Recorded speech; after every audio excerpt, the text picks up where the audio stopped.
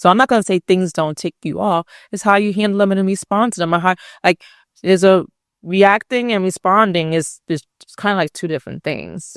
It may sound the same, but it's kind of not. Yeah. I think I've matured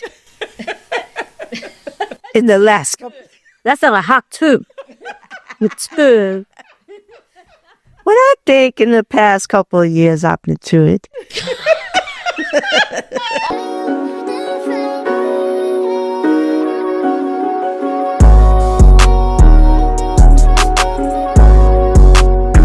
Welcome to another episode of Not Your Average Auntie's podcast, where we keep it raw, real, and relatable. Sharing our opinions and experiences And feelings. Yes. So in this episode today, we are talking about something that is super important, I think, particularly around these days and age when we have social media and just a whole bunch of stuff that we're like just hinges our ability to function sometimes. But allowing people and surroundings and situations control your emotions. And so many people do that. So many people fall victim to that. Yeah. I feel like we may have, touched this a little bit. Mm-hmm. And I recall me saying that, you are in control of you. Mm-hmm. You don't have to interact or entertain, I said. Yes. Entertain Mm-hmm. certain people and or things for that matter, or certain surroundings within your control. I'm not oblivious to the fact that sometimes things are outside of your control in terms of how your interactions with some people, in terms of how they may come to you. You have no control over that piece. You have control over the piece of how you respond and acknowledge or not with those people or certain situations. Like, we can't always control our situations or our surroundings either.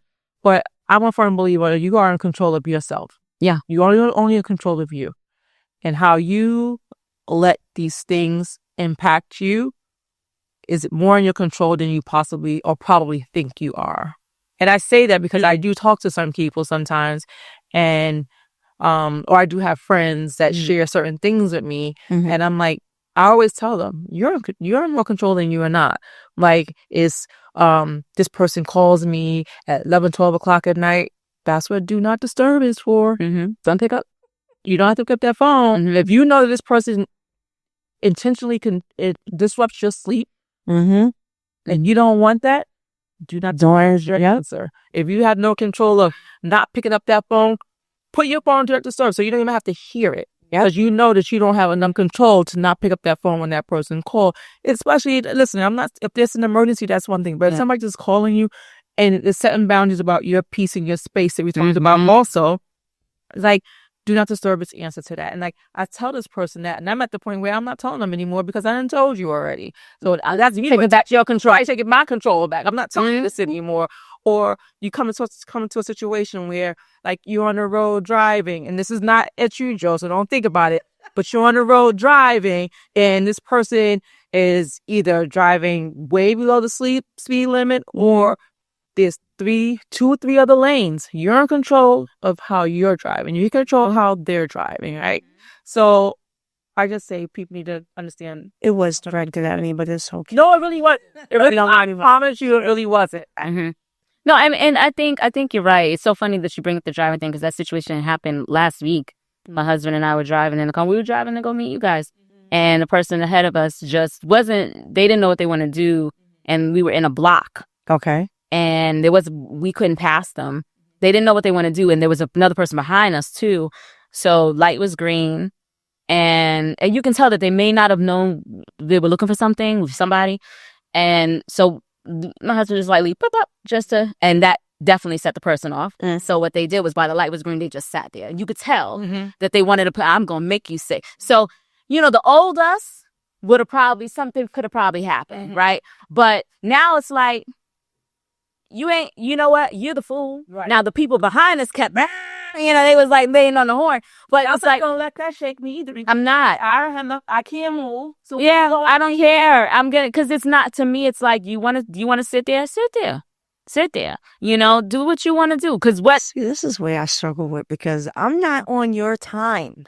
I get that, but You're not on their. and they're not on your time, right? Even though they're doing some F shit, right? But to me, I'm not gonna mess up my day. Right. I'm not gonna give you the power of messing up my day. Oh, they're not messing up my day. By me, but what are you gonna do in that situation? What you gonna do? Get out the car and move your fucking car, da, da, da, da. And now you sitting there. Person behind you blowing their horn. You blowing your horn. What are you gonna do? For what? It's not gonna go nowhere, which means you can't. Guess what? Where we said now you're mad. Exactly. So we sat in the car. We laughed about it. We were debating about old times and what could potentially happen. And then we were like, whatever. And the music was playing, and we laughed, and then we keep on. And guess what? Eventually they had to move. Right. And what's eventually? How much? The next time the light turned green, they moved and we went. So what are we gonna do? You know what I'm saying? Here's the moral to that story. If they had somewhere to be and they took an extra 5 minutes out of their time to be an asshole, shame on them. So I didn't make you late. You did. Now the funny thing about it, right?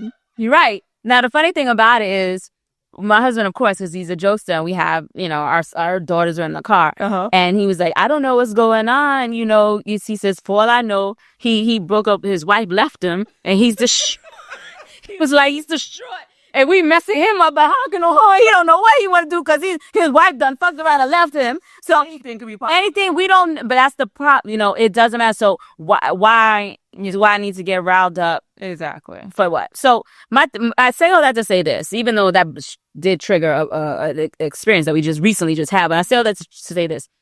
We've all had the unfortunate experience of allowing even something like that or anything ruin our mood when we should never have given them the power to do that. Right. Right. So I get it. Was it something that can rile me up? Absolutely. But I have am now evolved. She's in a place to a certain degree where it's like, I'm not even going to me, it's not worth, no shit. I'm mature. Yeah. And I feel like I don't need, to me, that's minuscule. Like, I don't have to, there's nothing in that particular situation. We were just going to a concert, right? So we were going to meet you guys for dinner. There's nothing, and we were the first ones there, might I add. So we weren't running late. Yes, you were. Yes, you were. Yes, we were not late. We were not late. Okay. Yeah. So my point is like, I'm not going to, what if we would have did something and I would have messed up the entire night?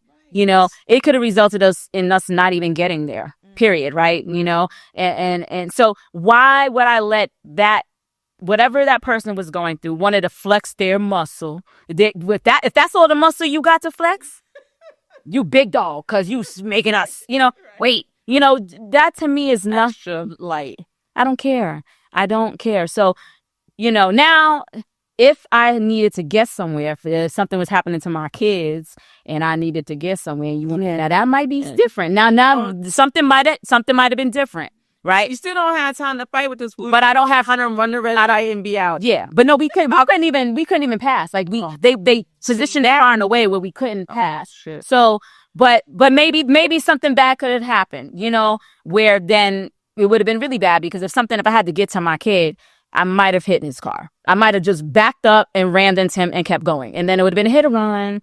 And whole nother situation. But my thing is, I'm saying that could have happened. I don't know. It depends on what state of mind I'm in. I'm telling you my state of mind I'm in last week. It was like, I feel like, yeah. So what?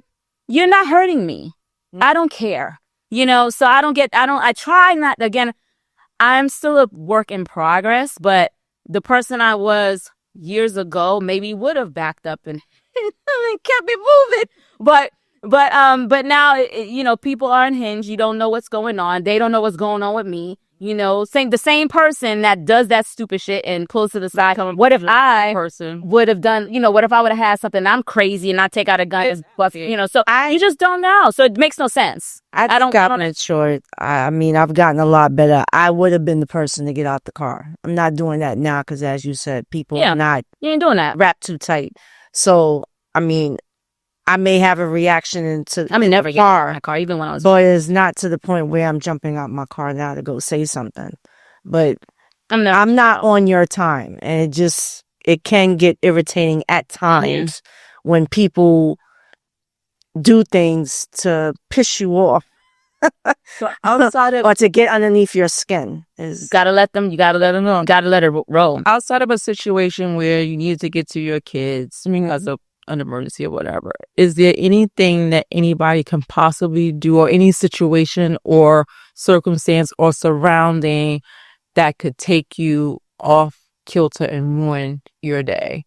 I think sometimes when it has to deal with a love, for me, if it whatever situation, if it has to deal with a loved one, somebody I care deeply about, and even if they're causing the pain, it can definitely rock me a little bit, right? But if it's for, like, case in point, the person, a rando in a car, that's not, it don't rock me because they don't mean anything to me. And I understand that false sense of power that person believed that they had at that time. So it's like, whatever. Meanwhile, we're literally in the car debating and joking and laughing. You know what I mean? So they're thinking we're like, and we're like, ha ha, what is he doing? He only heard the car too because right. Yeah, exactly. So, to end, like, if it's somebody I deeply care about, then those are the situations where I really it can rock me to the point where I have to really center myself so that I don't act off of emotion, because I truly believe is when you act off of emotion. Case in point, me using an example, rolling back and hitting their car and then driving, like, it's really dumb to do, but that's an emotional response to something, right? And you make a bad move. That's a prime example of making a bad choice because of emotion. So you just gotta have to separate it. And I think a lot of times we allow people to take our power from us by acting in emotion. Sometimes people like being upset because it gives them something to talk about and it kind of makes them feel important. So that drives me nuts. When you're just walking around, you're always angry. The world's telling you wrong. Having to have something to complain about. Like, are you happy at all in your life? Like, yeah, I can. Maybe, and they might not be, but you gotta, like, where's that coming from? I think there's a deeper issue there when you have that. How can we tell the difference between a real emotional response versus just reacting out of a habit? I had that same question. What do you think that is? Like, because sometimes there's an emotional response, but then I think there's sometimes when we do react because it's just habitual. It's what you know and what you're comfortable with and what you do, and you're not thinking first. It's just you're just reacting. Like the people that yell so bad, like you're like constantly yelling. If somebody asks you a question, you're like, and it's like, get the fuck, I just asked you to. But they're so used to it that's it's like, huh? Yeah. What's doing? Yeah. So I think that's habitual. You're in that perpetual state of, so how you always operate. So you don't know any different, and so that's how you always respond. Like, and some people take it personal. Sometimes it's not a personal thing. It's just how this person is. Unfortunately, sometimes. So then, how does that change? How do they change? How do they? But I'm using myself as an example. I'm not yelling half the time. I'm just, there's bass in my voice. You sure about that? Bitch, I don't yell all the time. Sometimes people don't hear themselves. I agree with that. It's not yelling all the time. They don't hear their own tone. They don't hear their levels of pitch or when it changes sometimes. Because here's somebody will say to you, why are you yelling at me? I'm not yelling at you. You were talking at this level, this gentleman, at this octave, and now you up here. Yep. So I perceive you as yelling at me. But you not hearing, I'm not talking about you specifically, I'm just talking about in general. You not hearing yourself or being self-aware, and that's what it comes down to, not being self-aware. Don't think you're yelling when the person on the receiving end, well, you were talking to me like this a moment ago, and now you're talking to me like this. You're yelling. Yeah. I think they don't realize it. They don't. And I think sometimes when you bring it to their attention, I have a friend that is super passionate. Well, she likes to say, I wasn't yelling, I was just passionate. And I was course correcting, like, bitch, you was yelling. Now, you might be passionate about it, or you may be passionate about what you're saying. But either way, you're yelling. So relax. Can we use our inside voice? Just use our inside voices, right? But also I come to realize that person, that's how it's out of habit. That is how they communicate. Everybody They don't know any better. They don't know. And maybe I don't know. Maybe growing up, they've always been to yell to get their point across. I don't know. And they've been doing it and no one has said anything to them about it. So they don't think that they're doing anything. Or no, people have said I have had done it people for say it to me. It's hard to get out of it. When you've been doing it for years, you don't realize it and it's hard for you to get out of it. But because there's times that I'm talking, you guys are saying I'm talking too low. And I'm trying to be mindful of that's different. The pitch in my voice. Like right now, you guys would probably think that I'm yelling and I'm not yelling. No, this so is not yelling. Okay. We've heard, girl, we've seen cut it out. Cut it. That's what I'm saying. Cut it out. We've heard you. We know the difference. There's times when you do have a soft, you talk low. But then there are times when, especially if we're in a debate and you want to get your point across, there are times when you will yell. And yes, you don't. But you're not yelling, it's just putting more bass in my voice. No. The difference between bass and between the octaves going higher, it's a difference. And it's okay. I mean, but I think sometimes you just don't realize. Same with me. My husband will tell me now I know how to control my octaves, right? But then if I'm really into it and I can be like raising, he'd be like, nah, better take it down. He's like, what's happening here? He was like, what? He'll give me a look like, who? What you using to? And then, but it's a joke, but it's a subliminal, like, you need to let's be respectful, and it'll be each other, because he would never do that to me. Right. Yeah. It's just I'm the wild one, right? So I have to be respectful, and I'm like, you know what? All right, well, I'm still say what I gotta say, See, but it's nice to know that your husband knows that about you, and that he allows you. So it's been so long. Exactly, and he allows you to be you.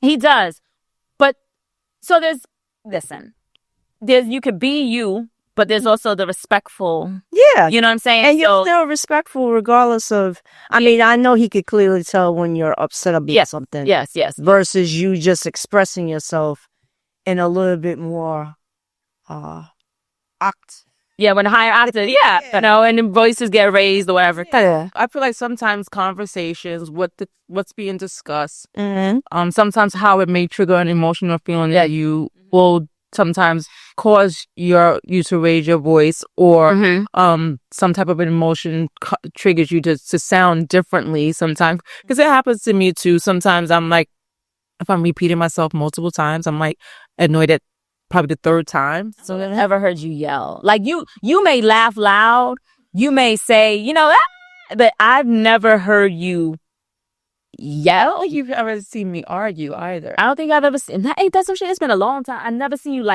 argue I won't say argue. I've seen her debate. Yeah, she don't. Yeah, and I've never seen you argue. I try to avoid any type of arguing, because I hate it. Yeah, maybe in arguments it just takes away a lot. So I try to avoid them at all costs, whether that's good or bad. Probably not all the time. That's one thing that changed about me, just pivoting a little bit, is that I try to communicate more now, so I don't have to keep things bottled up, which leads to arguments and stuff like that. Because then now I'm trying. I hate to do that. And see, now I'm my opposite. What? Versus now I will shut down to avoid an argument, because I don't like arguing. But that can't stand it. That's not healthy neither. Things fester, and then So that plays perfect into my question. What role does self-awareness play in emotional control? Now I shut down. But I pick and choose my battles. But everyone should. I think you should always pick and choose battles. Everything is not worth a fight, right? Yeah, I wasn't thinking like that. But I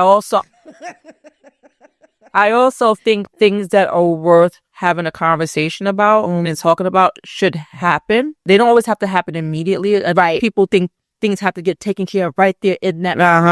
I don't think that that's always the case, because everybody can't operate that way. I need to sit in some things a little bit.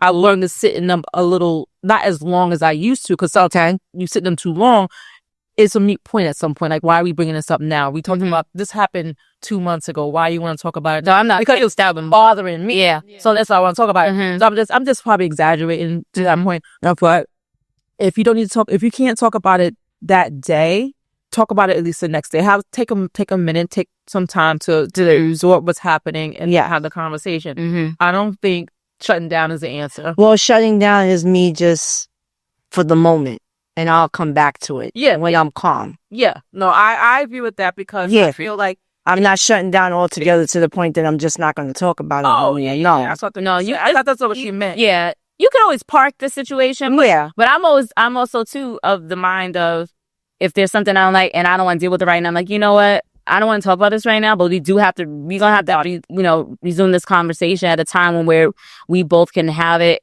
in a manner where our emotions aren't flailing and we can both get our points out and hear each other and then figure out a way forward. That's a mature way of saying it. Look, I don't want to talk about this no more. Let it go. Yeah, the reality is going to come back. But it's not going to go away. So when you say like that, I don't want to talk about it right now. No, you said, I don't want to talk about this no more. Let it go. Yeah. That's setting it like you're done. You're never going to bring it up. But meanwhile, it's still bothering you.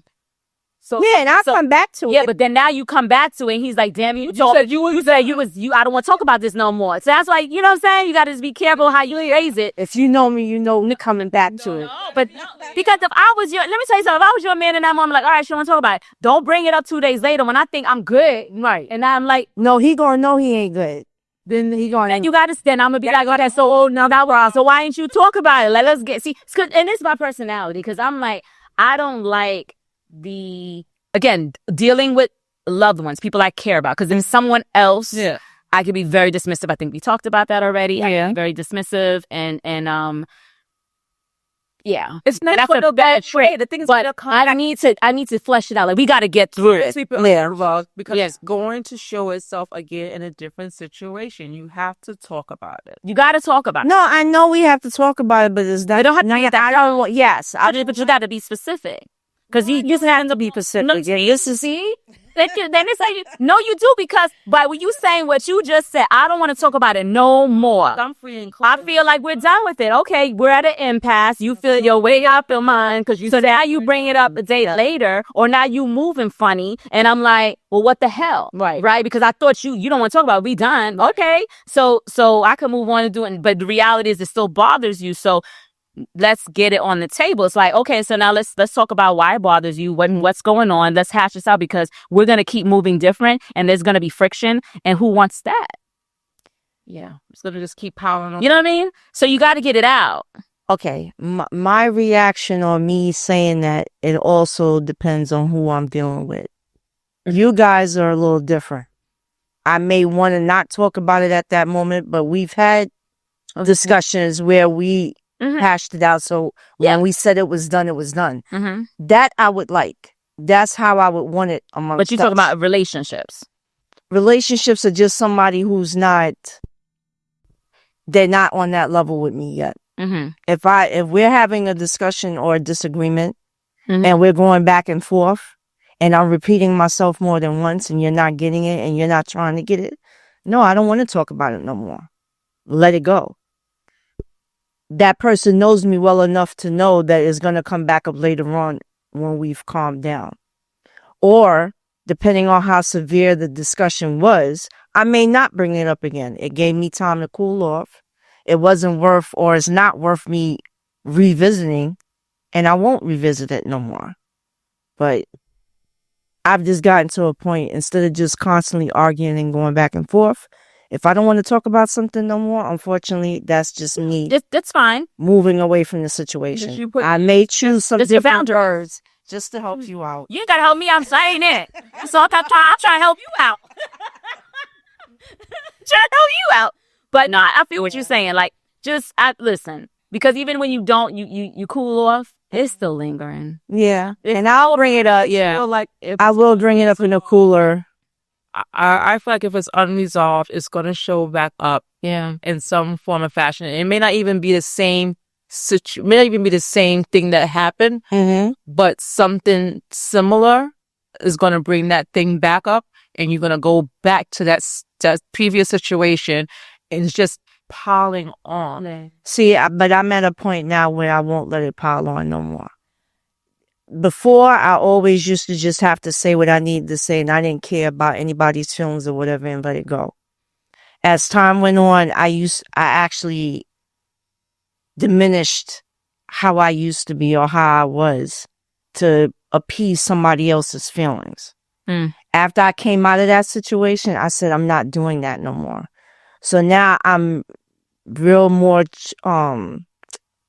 I look at what I say before I say it. And if we're getting into a heated debate and it's going nowhere, my mechanism is to just shut down and say, I don't want to talk about it no more. But I will bring it back up because I don't want it to fester and linger. But I guess the thing is, I guess it's the way that I'm doing the way it. presenting it is confusing. Yeah, I guess if I was the opposite person, and I understand going back and forth, and nothing's getting resolved. Everybody needs to take a beat and come back to it. But when you say, I don't want to talk about this no more, I'm done. I didn't say I was done. I just said I don't want to talk about it no more. Let it go. That's usually. But I don't want to talk about it no more. Let it go. Let it go. So to me, it's done. Says done. Okay. And I'm not planning on ever having this conversation with you again. Okay. As you said, let it go. Yeah. So I think it's creates some confusion that if you tell me let it go, so I walk away saying, like, in my mind, I know the way I think. In my mind, I'm gonna be like, we ain't resolved this shit. That's the way I think. But to a person who probably don't think that way, if you say let it go and then you come back to me a week later and we talking about something you said, I'm not waiting. Or the 2 days later, whatever. You come back, whenever you come back and you come back to me talking about this and you said let it go, the first thing I'm gonna say to you, didn't you say let it go? So that's why I'm saying I choose the word differently. Yeah. So let's hold off on this. Listen, me out sometimes, even when my husband and I were having like different debates, right? And we do have disagreements. I'm like, I'm so sarcastic. And so is he, which just doesn't make for a good scenario. But we know each other. So, and sometimes that breaks it up. We start laughing. I'm like, oh my God, you're such a bore. Let's not talk about this anymore. Like, let's just wait. And I'm like, this is not working. And he will laugh and he'll be like, we're not. And then we know we're going to have to revisit it. But we're both not in a mind space where it can potentially escalate. So let's just leave it. Wall, right? You're hitting a brick wall. Why I do that? That's park it and we can revisit it at a later date. Or sometimes you're just having a fucking bad day and it's like, I don't want to deal. We both say that. Yeah. Honey, babe, not right now, man. Not respect that. Like if they say not right now, I think people tend to push something. Yeah, I'm saying that's set your boundaries. Person said, yeah, I don't do this right now, so you gotta respect that. Sometimes that'd be grinding me up when he say that too, because I'd be ready. But I can't. Now I gotta hold it up now, so I gotta respect. He's just like, not right now. So I'm like, you know what? Okay. Because when I say it, I want him to honor that as well. So I'm like, all right, fine. I'll leave it alone. I just gotta choose better words. I understood your point. Yeah. But at the moment that I'm saying it, I really don't give two shits about the person's feelings. So then that's the case. That tells you right then and there. I'm does deal with them, right? You do it. Right there, address it. You don't care. Done. Be going by. What are your ways of managing difficult emotions or difficult, I guess, people that trigger your? So it depends on the setting, right? So if, like, for example, if it's a work setting, that can be pretty challenging. Because if I'm in a work environment, I'm dealing, I've had this too, where I had to deal with some pretty difficult individuals. And, I can't just say, you're dumb. I can't say that, right? Let's be clear. I can say what I want, but I would have to be able to just understand what the ramifications of that is. So I don't say those things, right? So I think that's when it becomes a little more challenging because it affects the financials, right? So you have to deal with them. You may have to work with them, but you have to I try to come to a point where we can figure out how we can get through this project. Let's just keep it focused on the project. Keep it very professional. Don't give them a reason for them to do, even though sometimes you may not give them any reason, but they're still like nitpicking. And you get through it. Sometimes you may have to meditate, do your exercise, and do everything outside of work to help you get, because you're dealing with that person that's going to ruffle your feathers. and do use other vices that can help you to navigate that situation to get past it. Now that's work related, but if it's like a personal relationship, same thing. Like you can possibly have a better conversation with them. But some people just stick to their guns and they don't receive what you're giving them. And you just have to read the tea leaves and understand like they're never going to get it. So then as I've said this before a million times, I start to put people in compartments in my life because I am at a point I need to protect my peace at all costs. At all costs. So I feel like someone just, if they're on a different vibration than I am on, and I'm trying to vibrate higher, I have to let them go.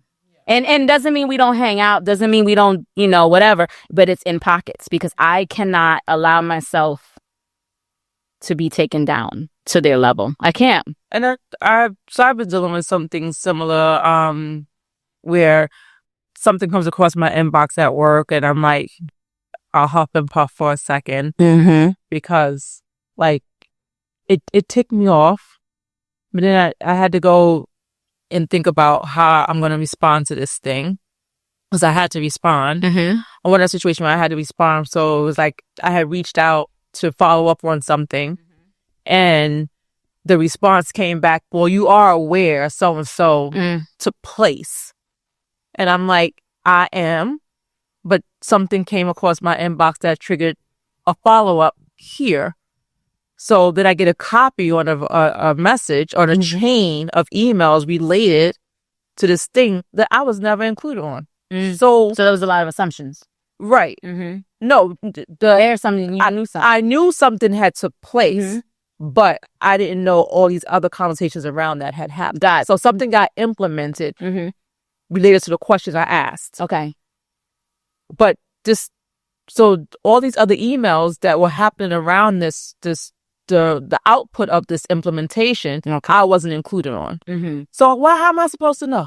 Right. But the fact was, you are aware was a thing that kind of like, that's what I'm saying. They're assuming was going to tick me off. No, because I was aware. But the implement all the other stuff. I was. You didn't know that there was conversations being had.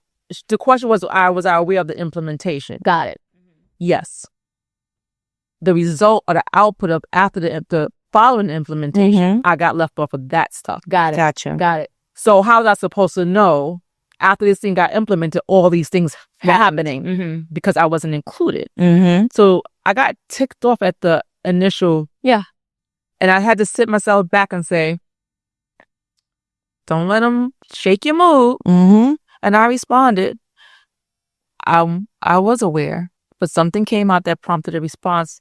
And thank you for copying me on the other, like letting you know you've left me out of communications. So don't come to me that way. Right. That's right. So there's a way to kind of respond, to be direct or indirect. Okay. And I wasn't even nice, nasty in this instance. I was really nice if I had to say so myself. I could have been. But it was like, it's work. Like you said, it impacts the financials and stuff like that. So you had to handle yourself accordingly. But it goes back again to either taking those beats or whatever, taking a pulse and just figuring out how are you gonna let this really shake your day up? Is it that? How bad is it just gonna shake your day up? Ticked off for a minute, let it go. Let it go. Yeah, it's not worth it. Yeah. So I'm not gonna say things don't tick you off. It's how you handle them and respond to them. There's a reacting and responding is kind of like two different things. It may sound the same, but it's kind of not. Yeah. I think I've matured in the last couple. That's a hot too. Matured. What I think in the past couple of years I've matured.